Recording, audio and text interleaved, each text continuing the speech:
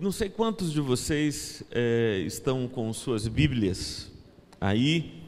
Eu gostaria de ler 2 textos das Escrituras.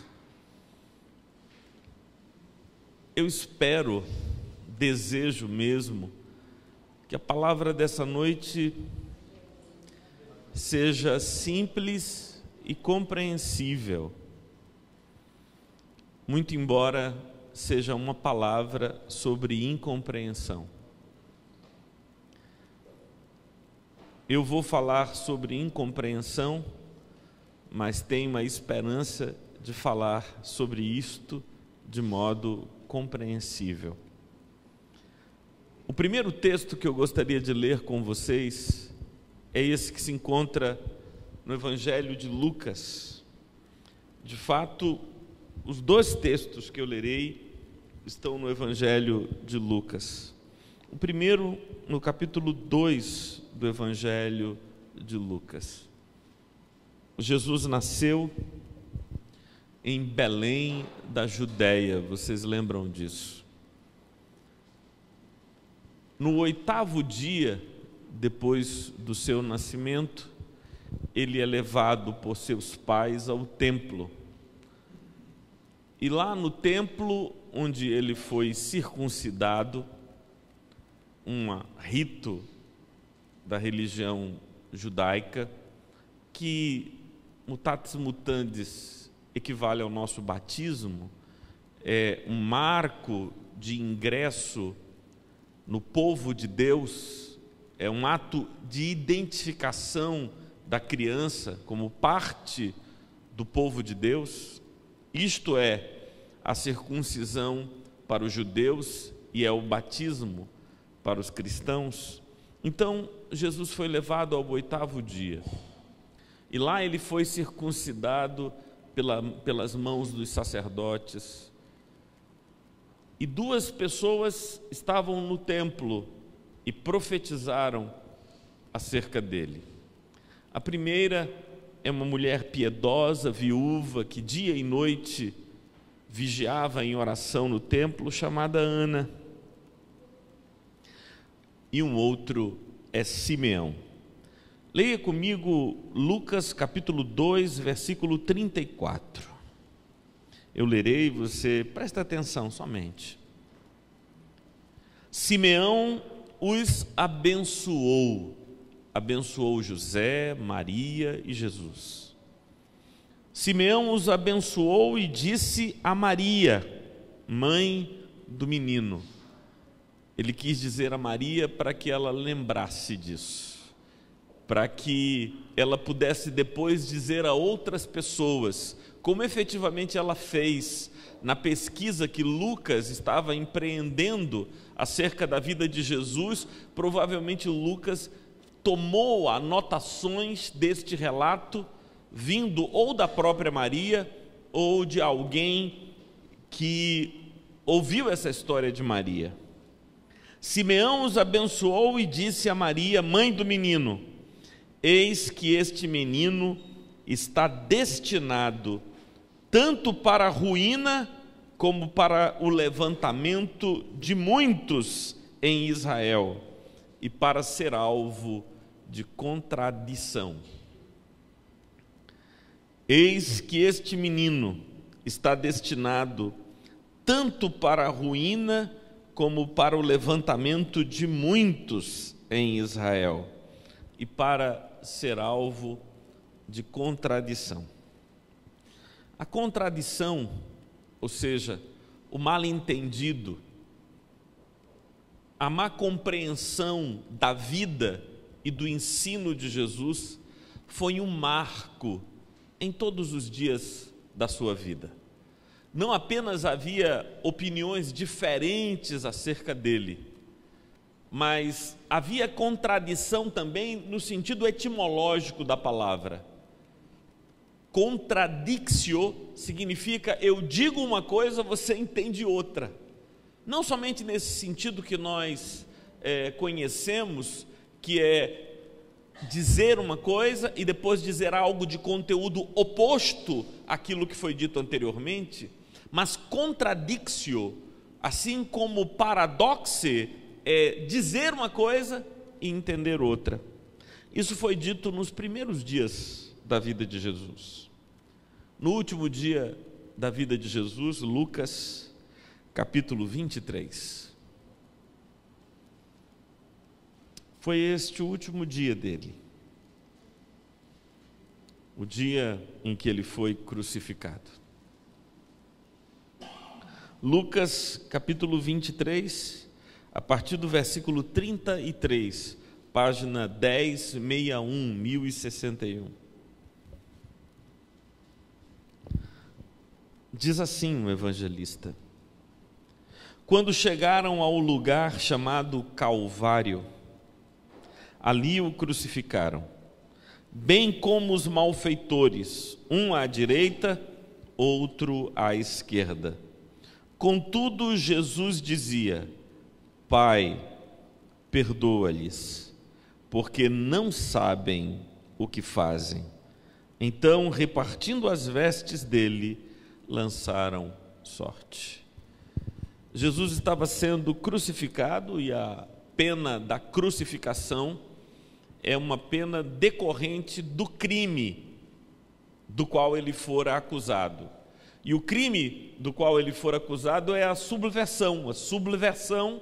A sublevação, essa ação de levantar um grupo de pessoas contra Roma, afirmando ele ser o rei de Israel e instaurando um novo reino em confronto com o Estado romano e o seu representante local, o rei Herodes.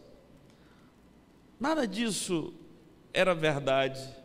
Aqueles homens estavam crucificando Jesus por um crime que ele não havia cometido, porque ele já tinha dito a Pilatos: o meu reino não é deste mundo. De fato eu sou rei, para isso eu nasci, mas o meu reino não é deste mundo. Se o meu reino fosse deste mundo, eu teria reunido aqui os meus ministros e eles não deixariam que isso acontecesse, eu não estaria na tua mão, mas o meu reino não é deste mundo. E lá na cruz ele pede ao Senhor: Pai, perdoa-lhes, porque eles não estão entendendo nada. E eles, quem não estavam entendendo?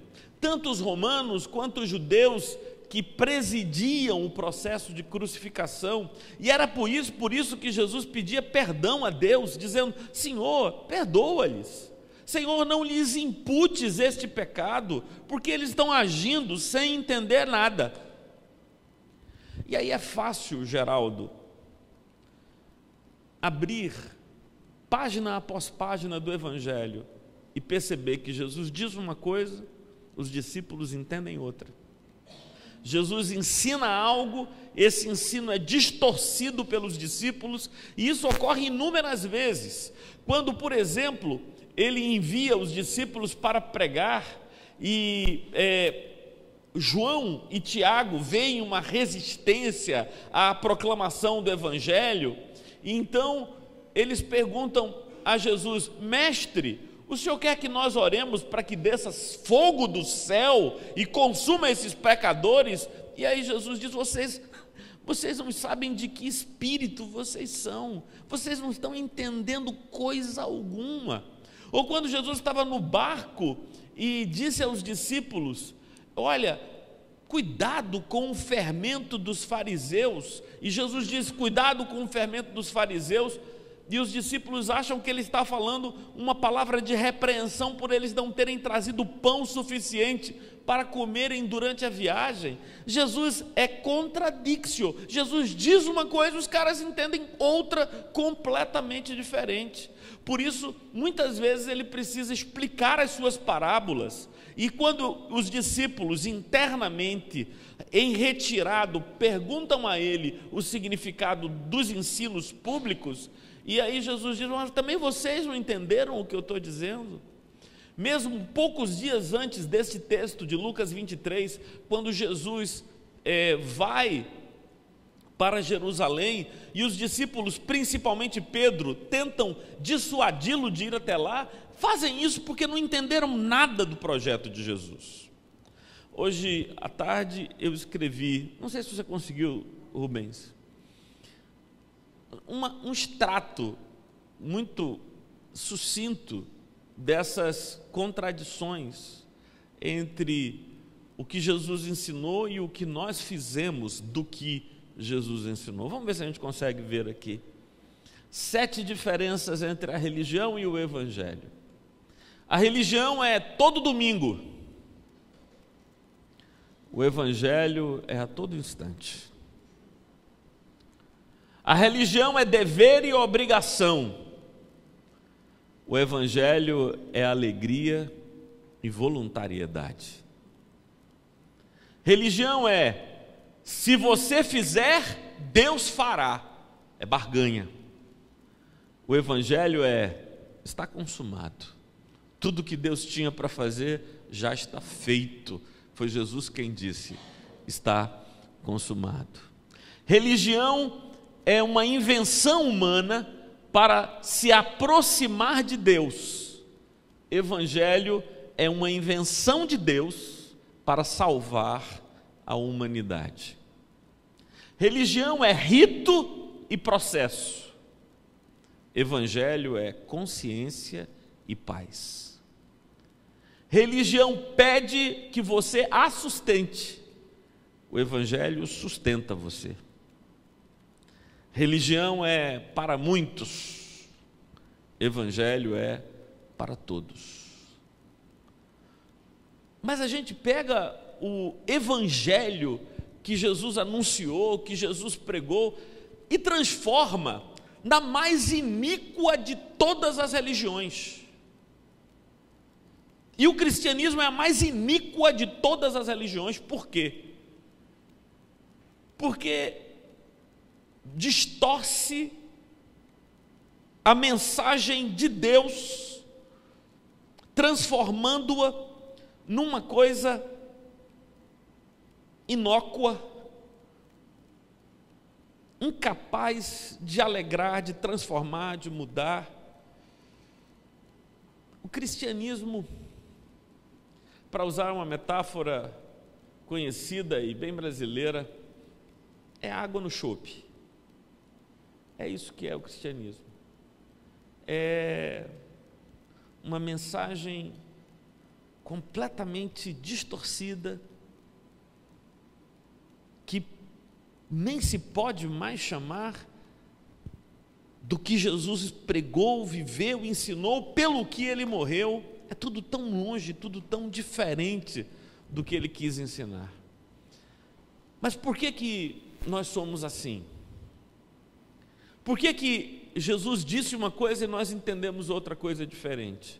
Por que eu e você abrimos o Evangelho e lemos o Evangelho, e aquilo que a gente significa e aquilo que a gente chama de sentido do Evangelho é uma coisa completamente distinta, separada, contraditória com o que Jesus ensinou? Eu vou explicar. É um processo psíquico, Solange. Quando você diz assim, eu entendi, o processo mental é o seguinte: eu leio o que Jesus disse, reduzo isso naquilo que eu me sinto desejoso de viver e digo, este é o sentido. Ou seja, o processo hermenêutico, o processo de interpretação do Evangelho é exatamente isso. É pegar o que está lá no texto, o que é a palavra do Senhor, o que é a verdade revelada pelo Senhor, o que é a mensagem de Jesus, e dizer, bem, isso é impossível de viver, isso é duro demais. Então, eu digo que o que ele quis dizer, na verdade, é aquilo que eu estou disposto a aceitar como projeto ou proposta de vida. É por isso que o Evangelho terminou sendo isto, um vinho aguado, que não tem mais o sabor, nem a cor, nem a alegria do que foi trazido pelo Senhor. Porque se nós compreendêssemos, vejam como somos poucos aqui hoje à noite, Se nós compreendêssemos o Evangelho, isso aqui seria uma multidão. Você sabe, Sérgio, na última série de conferências que Jesus pregou, ele pregou durante 3 anos dioturnamente, era itinerante, e num canto no outro. Você sabe quantos tinham na última série de conferências que ele pregou? 2 pessoas. Uma deles era a mãe dele. É sério. Na última pregação de Cristo só tinha 2 pessoas. Era Maria e João. O resto foi embora. Fugiu.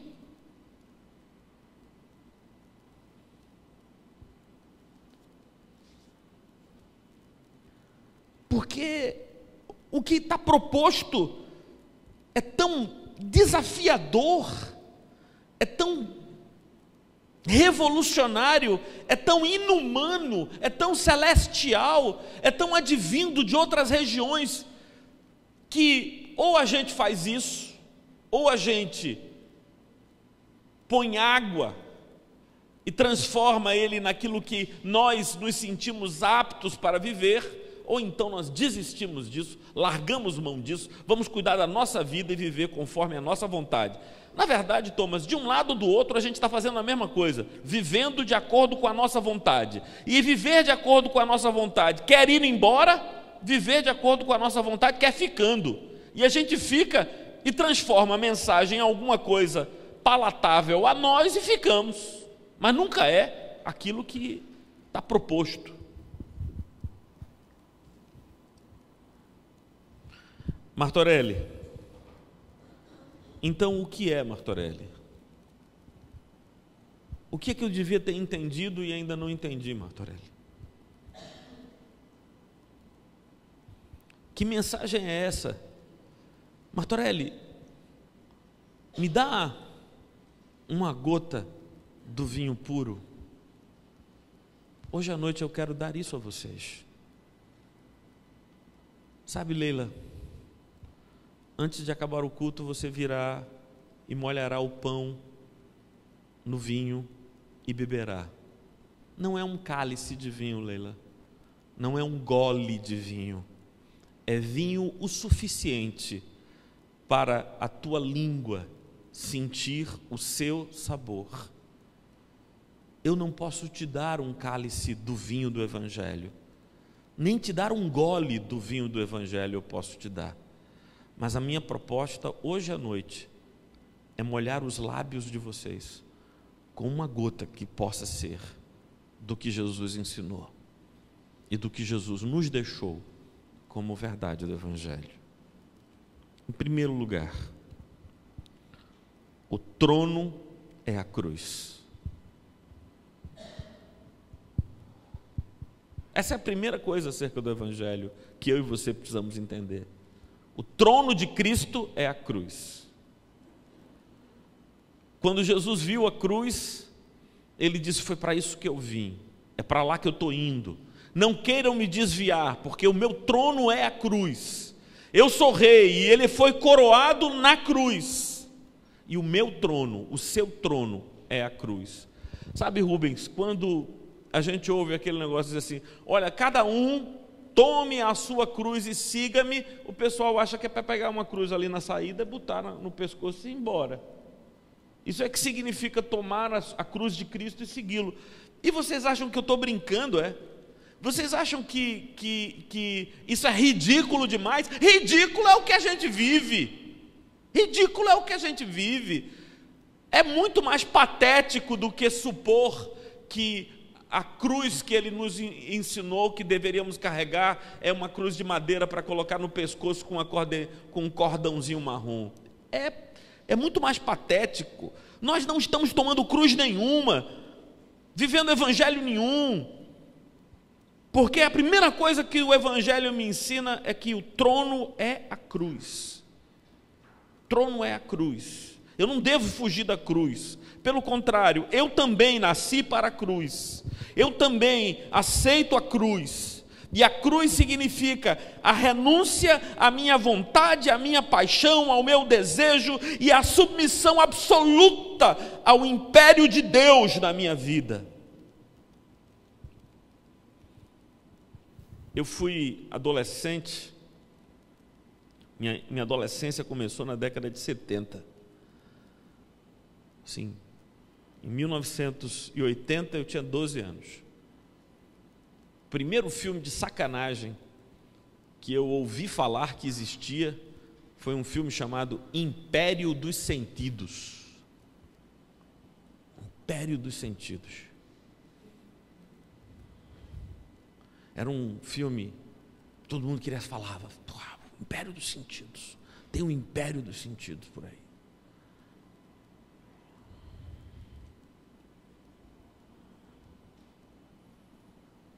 É isso que a gente vive, o império dos sentidos. Essa é a nossa sacanagem. Todo mundo fazendo o que faz bem ao estômago, o que quer a boca, o que todo mundo quer, e aquilo que eu vou atrás, é isso que eu desejo e tal. E diz que isso é evangelho, e diz que isso é cristianismo, e diz que isso é vida com o Senhor. Isso é o império dos sentidos. Vocês acham que Jesus foi para a cruz porque ele não tinha nenhum plano melhor? Ele foi para a cruz porque ele disse num papo pessoal e íntimo com Deus: Pai, passa de mim este cálice, sem que eu o beba, mas se não seja feita a minha vontade, mas a tua. E aí ele disse: não é isso que eu quero, mas a vontade dele é essa. E como eu não vivo o império dos sentidos, eu vivo o império de Deus, e eu me submeto a Deus, então foi da vontade do Pai que o meu trono fosse a cruz, e ele subiu na cruz, e ficou na cruz, e morreu na cruz, porque o trono dele é a cruz. Eu não quero cruz. Cruz credo. Eu quero glória. Eu quero louvores. Eu quero aplausos, eu quero holofotes, brilhos. Minha alma doente deseja essas coisas. Pois é, enquanto eu e você não aprendemos isso, que o trono é a cruz,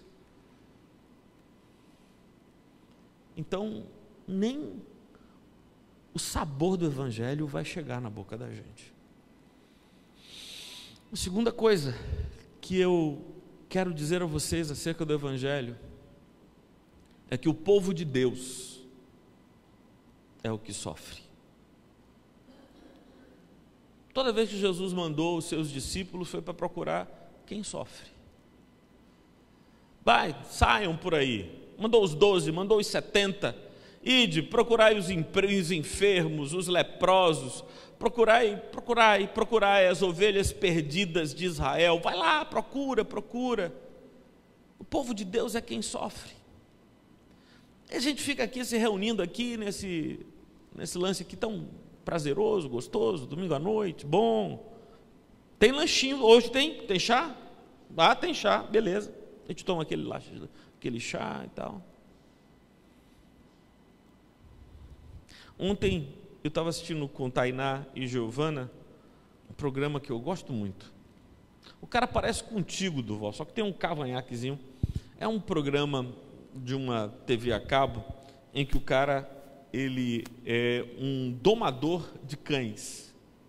Vocês já viram esse programa? Eu gosto pra caramba daquilo. O cara entende de psicologia canina. É muito bom, cara. Ele pega os cachorros, trabalho, parece que o cara estala os dedos, o bicho vira manso, cara. É um negócio impressionante aquele programa. Eu gosto muito daquilo ali. E aí eu assisti ontem um episódio em que ele chega e o cara tem 2 boxes e tal, e ele diz: olha, quando o cachorro puxa e você fica para cá, ele para lá, o cachorro acha que está num processo de disputa com você. Então ele fica lá, ele fica feroz porque você puxa para cá, ele puxa para lá. A tendência do cachorro é ser o chefe da matilha. Ele quer ser o chefe da matilha. E ali, aquela disputa é para definir quem prevalece. E você sai arrastado pelo cachorro. E aí ele diz, olha, ao invés disso, puxa o cachorro, dá um puxão forte, mostra a ele quem é o dono da matilha, e ele vai assumir uma posição de submissão a você. Seja firme, olhe para ele com segurança. Quando ele souber quem é o chefe da matilha, aí ele se submete. Aí ele sai de casa em casa, vai nas casas das pessoas, resolvendo problemas do pessoal e é tudo o tempo todo assim. Aí ontem, para minha surpresa, no final de um desses programas, o cara chegou para a câmera e disse assim: tem tanta gente precisando de ajuda, e a minha alegria é fazer isso, é ajudar as pessoas, porque tem tanta gente com problemas e eu quero ajudar. Ele estava falando do quê? Gente com problema com cachorro, mas tem gente com problema para cachorro e ninguém ajuda.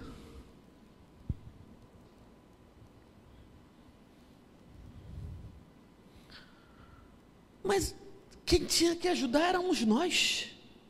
Nós é que tínhamos que ajudar. Nós é que devíamos ser o cara que sai aí procurando. Ao invés da gente se reunir aqui, a gente devia ir na casa dos caras que estão com problema para cachorro e dizer o que é que o Espírito tem a dizer para a vida deles, qual é a verdade do Evangelho. E a gente devia se reunir aqui para orar uns pelos outros e compartilhar nossas lutas e tristezas e insucessos e sucessos. Nesse programa, eu vou passar aqui, Nedu, vamos aprender a domar cachorro, porque ele diz o seguinte: às vezes ele resolve o problema na casa do cara, e às vezes ele precisa de um tratamento, aí leva o cara para uma clínica que ele tem, aí leva o cara para a clínica, leva o cachorro para a clínica, né? Para resolver o problema. Igreja devia ser uma clínica onde quem não tem jeito vem para dar jeito, e quem ouve o Evangelho resolve o seu problema, nem tem que vir para a igreja, fica lá vivendo o Evangelho, alegria, libertos pelo Senhor. Mas tem gente que está complicado, vem. Mas aí a gente virou esse negócio aqui, de todo mundo ali, sentadinho assim.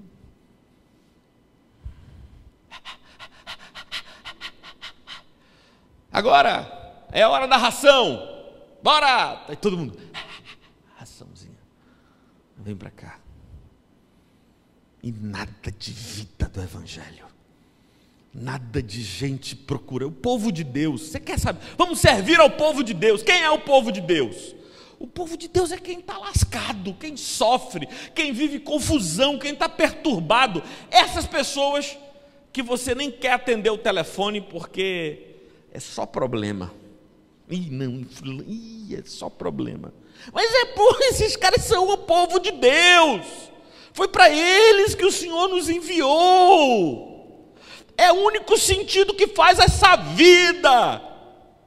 Porque para ficar trocando docinhos aqui, meu amigo, fazer feito lá na igreja presbiteriana de Catende.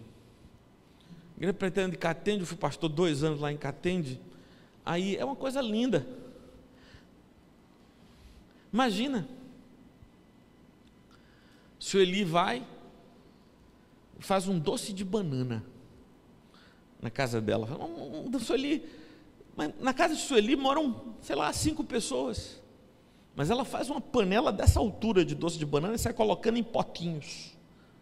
Porque quando ela acaba de ferver o doce de banana, ela tem que levar para todas as casas das amigas dela, porque é o mote da visita. Eu trouxe esse doce de banana.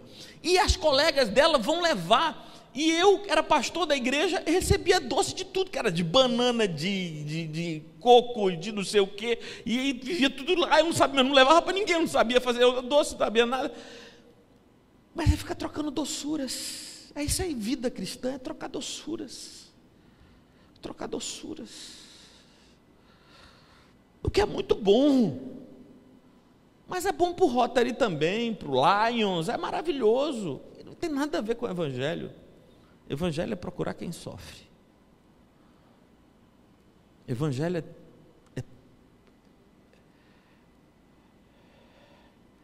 é quando você ouvir falar desse rapaz, tem uma tia minha que está passando por um momento muito difícil, aí o cara, pum! Por quê? cara disse: povo de Deus. É povo de Deus. Porque sabe quem é o povo de Deus? Quem é o povo de Deus? É quem? Vocês estão entendendo o que eu estou dizendo ou estão entendendo outra coisa? O trono de Cristo é a cruz, e o povo de Deus é quem sofre. Terceira coisa que eu queria dizer a vocês é o terreno, o chão do Evangelho é a paz. O chão do Evangelho é a paz. O chão do Evangelho é a paz. Onde quer que você vá, você pisa na paz. Porque o Senhor está comigo. Eu não temerei mal algum, onde quer que eu vá. Pode ser a sombra da morte, eu sei que o Senhor está comigo. A antítese, Naim, é o contrário, o oposto, o antônimo da família Addams. Você lembra da família Addams, aquele desenho animado? A família Addams tinha um carro, eu nunca esqueço disso. Eu não sei se Heitor pegou ainda a família Addams. Pegou? Você lembra do carro da família Addams, que tinha uma nuvem negra e que chovia e trovoava e relampeava só em cima do carro da família Addams? E eles iam por ali e o carro e a nuvem ia com eles ali. Só lembra disso já? Hein? Lembra disso ou não? O Evangelho é o oposto. É o sol, Solange. É a luz do dia sobre a minha vida, onde quer que eu vá, onde quer que eu esteja. E pode chover, relampear, trovejar, cair canivete do céu sobre minha cabeça, a paz. Porque meu chão é a paz. Onde quer que eu vá, onde quer que eu esteja, onde quer que eu pise, é paz de Deus na minha vida. Paz do Senhor na minha vida. Mas sabe o que a gente fez, Patrícia? Paz do Senhor virou saudação. A paz do Senhor vira palavra de nada, significa porcaria nenhuma. Na Itália, as pessoas dizem tchau quando chegam e quando vão embora. Tchau. Dizem tchau para chegar e tchau para ir embora. Então, quando alguém dizia tchau na Itália, eu não sabia se ela estava chegando ou indo embora. E não significava nada, podia ser qualquer uma das coisas. Paz do Senhor não significa nada. Paz do Senhor é uma saudação que eu dou para alguém que eu sei que é crente. Porque para quem não é crente, eu não dou a paz do Senhor, eu dou bom dia. Isso é essa religião do diabo, né? Essa coisa do inferno acesa pelas borbulhas que vem de lá, né? Paz do Senhor é meu chão, paz do Senhor é a minha vida, paz do Senhor é onde eu vou, paz do Senhor é onde eu chego, porque a presença de Deus e a consciência dessa presença é paz na minha vida.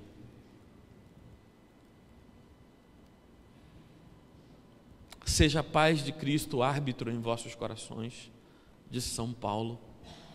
Seja a paz de Cristo o seu modo de tomar decisões, de fazer escolhas, de viver, paz.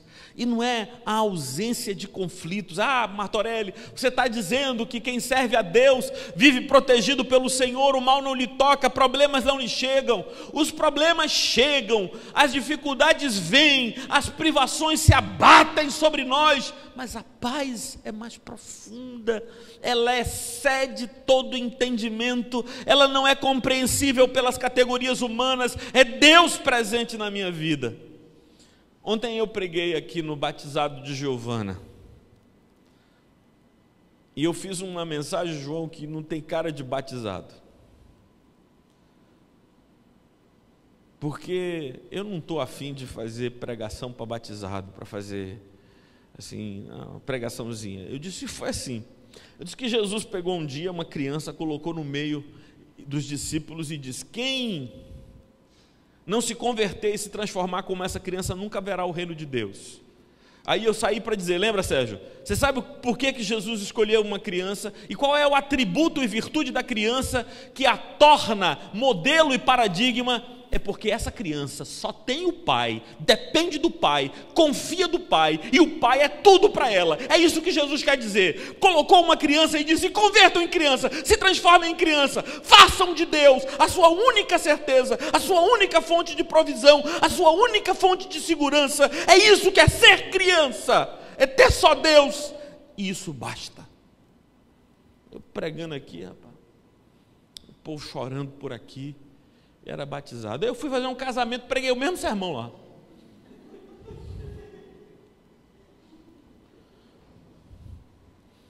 Oxi, e eu com isso, que é casamento, eu fui lá e disse: ó, a palavra do Senhor é essa aqui, ó. Bota Deus na tua vida, ser como uma criança, confia nele. E é isso que você precisa. Vocês estão casando agora? Vocês vão começar uma vida? Pronto, eu vou dizer o que vocês precisam. Confiar no Senhor como uma criança que confia no Pai, porque só tem o Pai por ela. Só tem o Pai por ela. Eu estava começando o culto, recebi uma mensagem da noiva, dizendo: olha, foram só elogios a sua mensagem, que bênção, não sei o quê. Eu estou para pregar o Evangelho, não é para fazer... Não, gente, porque o povo precisa do Evangelho, não precisa de mensagem de casamento, nem precisa de mensagem de batizado, precisa do Evangelho. Como essa igreja, como eu preciso do Evangelho. Thomas pediu para a gente orar um pelo outro. Eu cheguei ali perto de Carol, disse: Carol, Martorelli, você quer que eu ore por você pelo quê? Aí eu disse: ó, Carol, ora por mim porque eu estou triste. Aí ela disse: você pode dizer por que está triste? Aí eu disse: olha, Carol, ora por mim que eu estou triste porque eu estou triste. Mas como é que eu estou triste? Aí eu acho que eu não devia estar triste. E como eu acho que eu não devia estar triste, aí eu fico triste por estar triste. Porque eu acho que eu não tenho o direito de ficar triste. Aí eu fico triste por estar triste. Isso vai numa espiral. É muito ruim isso.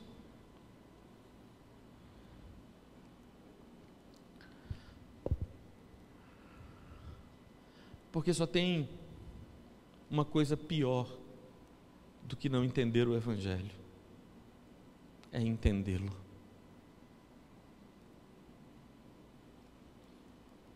Só tem uma coisa pior do que não entender o Evangelho: é entendê-lo.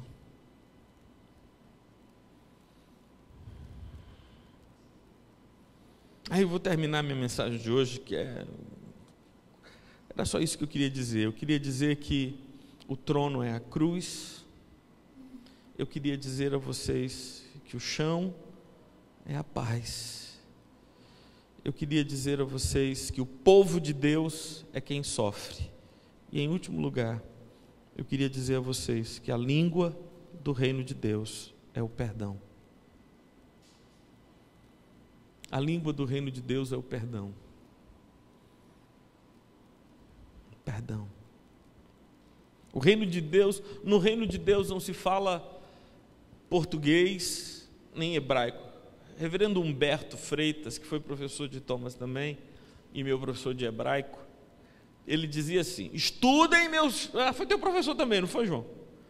Já estava lá Humberto naquela época nossa lá. E aí ele dizia assim, não sei se tu lembra disso, Humberto dizia: estudem hebraico, porque se vocês não estudarem, no céu eu vou cobrar para vocês falarem com Jesus, viu? Porque Jesus fala hebraico e vocês não sabem hebraico. Então, se vocês não estudarem, se vocês não meterem a cara, quando chegar no céu, eu vou estar lá, paga, falar eu é que falo. Então, e a gente estudava hebraico e tal.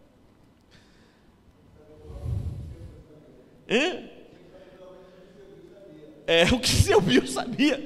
Bereshit bara Elohim vet hashamayim, né? Seu Bill já sabia isso. Pois é. Mas a língua do reino dos céus não é o hebraico nem o aramaico. A língua do reino dos céus é o perdão. É por isso que Jesus disse que se a gente não perdoar o nosso próximo, nós também não seremos perdoados. Porque o que nos inclui no reino dos céus é a dinâmica do perdão. E aí, eu preciso entender que eu preciso me perdoar, eu preciso perdoar o meu próximo, e eu preciso aceitar o perdão de Deus. Eu preciso me perdoar pela consciência de que eu sou pecador e de que eu não posso ter expectativas maiores acerca de mim, porque eu sou pecador.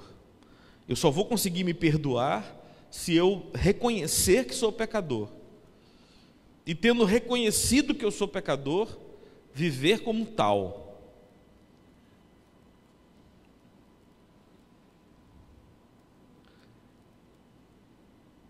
Depois eu preciso perdoar as pessoas com quem eu convivo, porque elas são pecadoras também. Nem melhores nem piores do que eu. Então é perdão, é perdão, é perdão.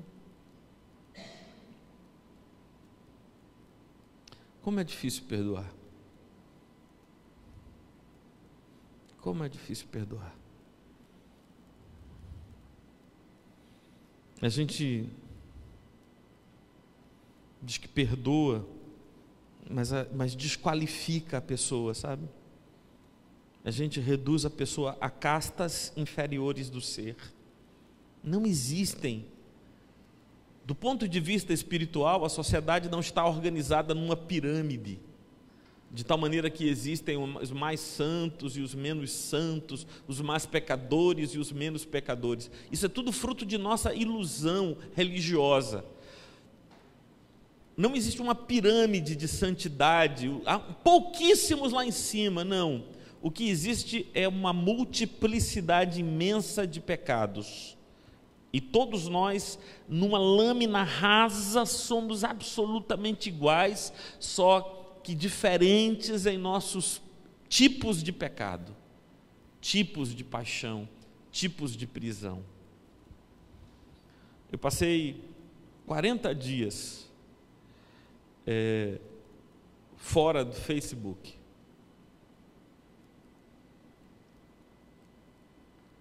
E aí, semana passada, depois da Páscoa, do domingo de Páscoa, eu voltei e publiquei uma série de textos que eu havia pensado durante esses 40 dias, anotado num caderno e escrito.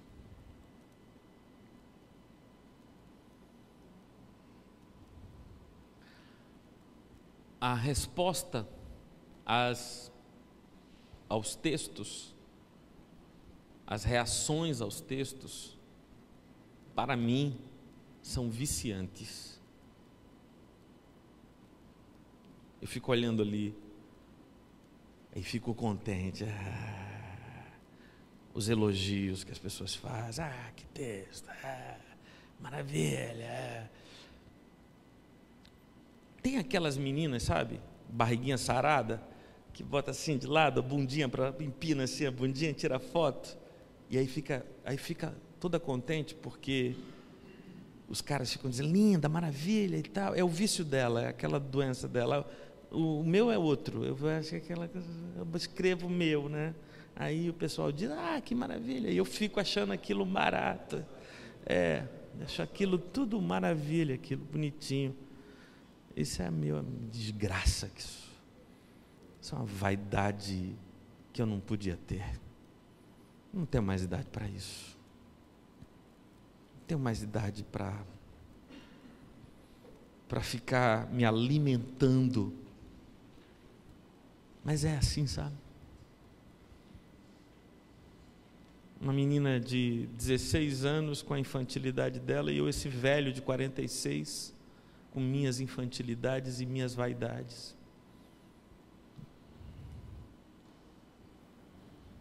Não tem essa coisa da pirâmide, o cara mais santo e o cara menos santo. É tudo uma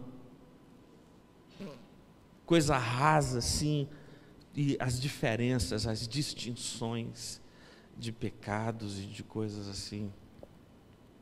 E eu preciso me perdoar, e eu preciso olhar para a menina e dizer a ela: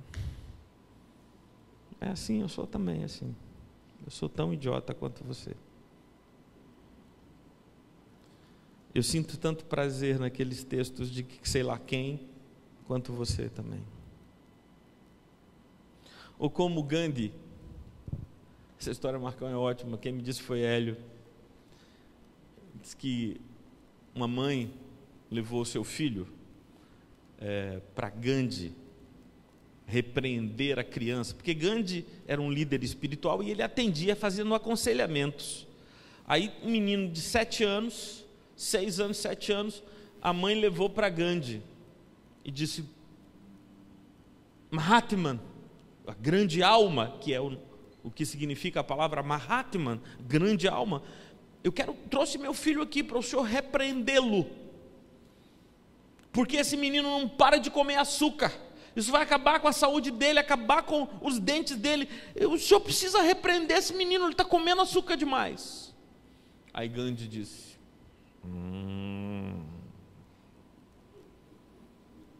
venha daqui a 15 dias.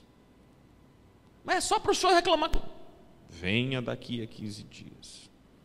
15 dias depois a mulher volta com o mesmo menino. O senhor lembra de mim? Claro. Menino, escute o que a sua mãe está dizendo. Pare de comer açúcar. Isso vai destruir os seus dentes e prejudicar a sua saúde. Entendeu? Aí o menino olhando para ele disse: sim senhor, sim senhor, sim senhor. Aí o menino se retirou. Ele disse: Mahatma, o senhor não podia ter dito isso 15 dias atrás? Aí ele disse: mas há 15 dias atrás eu também comia muito açúcar.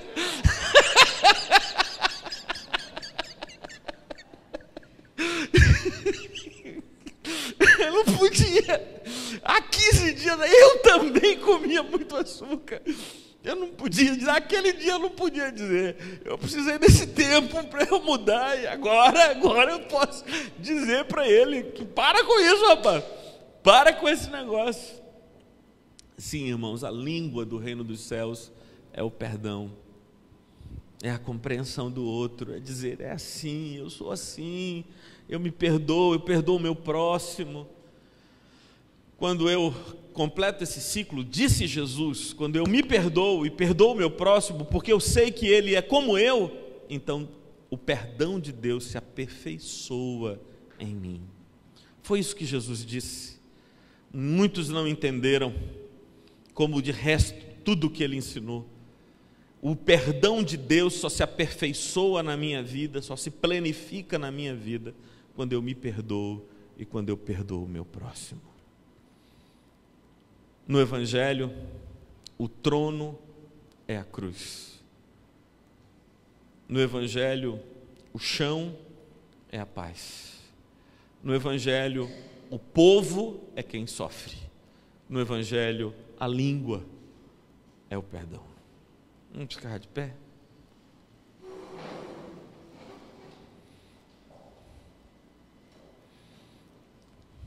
Aí aquela pergunta chata: entenderam? Entenderam?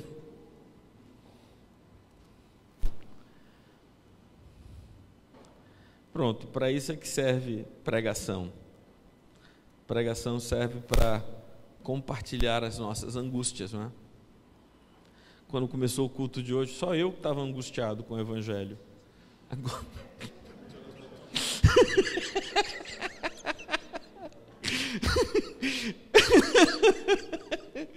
Quando começou o culto dessa noite, só eu que estava triste, porque via tudo isso e me via tão longe disso tudo. Agora, se vocês entenderam mesmo, então aleluia. Então, aleluia. Vamos orar. Senhor Deus, aqui nós falamos do império dos sentidos, desse reino dos ventres, das vontades, dos quereres, Senhor Deus, nós carregamos cruzes, e tem uma cruz nessa igreja, mas nós detestamos a cruz.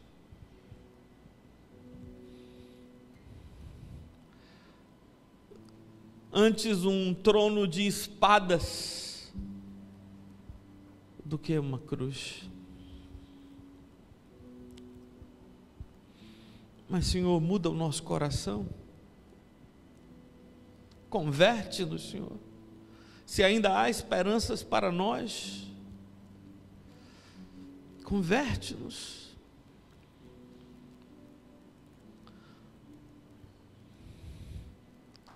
Converte-nos para que a gente pare com esse negócio tolo, bobo, infantil de religião, cheio de agendinhas, de coreografias, de demarcações. E a gente vive o evangelho que é uma dor diferente, Senhor. É uma outra dor. Ah, Senhor, aqueles meus irmãos não sabiam o que pediam quando diziam que queriam se assentar um à tua direita, outro à tua esquerda, porque todos os tronos ao lado do teu trono são tronos de cruz, assim como o teu, Senhor, são tronos de cruz.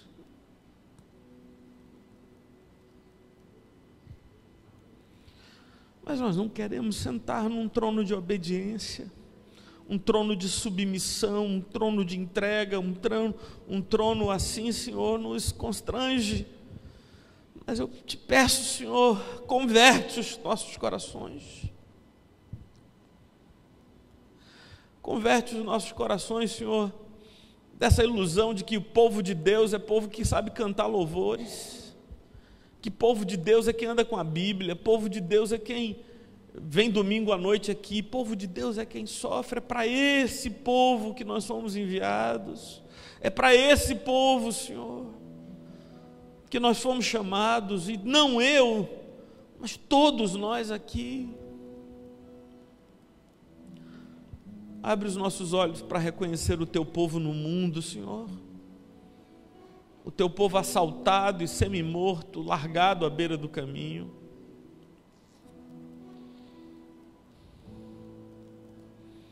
Senhor Deus, ajuda-nos a caminhar na paz,